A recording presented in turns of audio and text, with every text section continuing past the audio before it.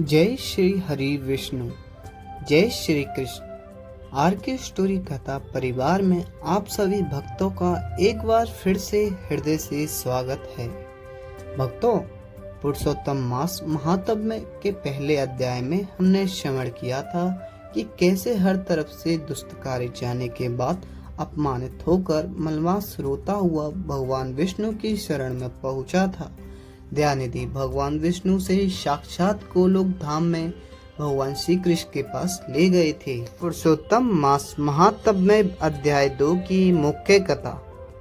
सूत जी महाराज ऋषियों से कहते हैं कि शौनकादि ऋषियों जब भगवान विष्णु उस दुखी और रोते हुए मलमास को लेकर गोलोक पहुँचे, तब वहाँ साक्षात भगवान श्री कृष्ण अपनी दिव्य लीलाओं में मग्न थे।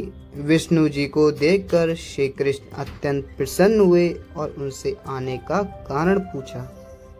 तब लक्ष्मीपति भगवान विष्णु ने कहा, हे प्रभु, यह मलमास अत्यंत दुखी है। संसार के लोग, देव और ऋषियों इसे अपवित्र कहकर इसकी निंदा करते हैं। कोई भी इसमें शुभ कार्य नहीं करता।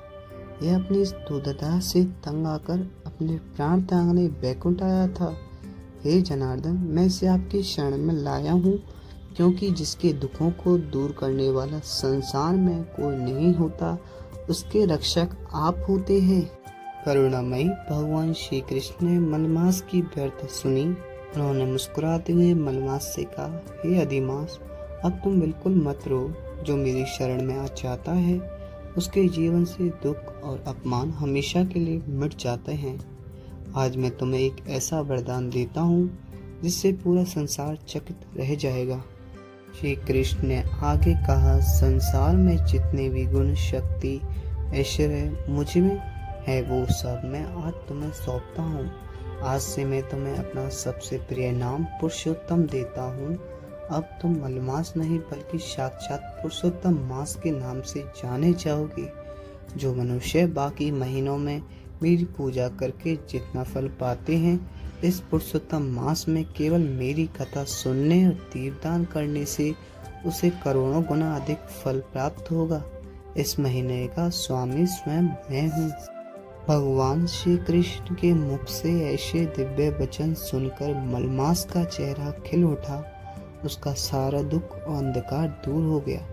वह सभी महीनों में सबसे श्रेष्ठ और पूजनीय बन गया।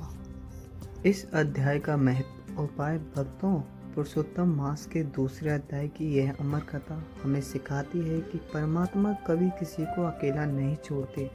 इस पावन महीने में भगवान श्री कृष्ण और नारायण की कृपा पाने के लिए रोज शाम को घर के मंदिर में या तुलसी के पौधे के पास घी का एक दीपक जरूर जलाएं और कृष्णाय नमः मंत्र का जाप करें। हमारे चैनल आर के स्टोरी कथा पर आपको पुरुषोत्तम मास के सभी अध्यायों की कथा इसी तरह क्रमबद्ध मिलती रहेगी। इसके अलावा हमारे चैनल पर माता लक्ष्मी को प्रसन्न करने के उपाय, खाटू श्याम जी के चमत्कारिक वास्तु दोष निवारण, गरुड़ पुराण की वो ज्ञानवर्धक बातें भी मौजूद हैं जो आपके जीवन को सुखमय बना सकती है। तो भक्तों, पुरुषोत्तम मास का स्वामी बनने के बाद इस महीने में व्रत और दान करने की क्या विधि है, राजा दंडवा ने इस महीने का अनादर किया तो उसके साथ क्या हुआ, ये सब हम जानेंगे इसके अगले भाग में। इसलिए पुरुषोत्तम मास महात्म्य के अध्याय 3 हमारी अगली वीडियो में देखना बिल्कुल मत भूलिएगा। जय श्री राधे, जय श्री कृष्ण।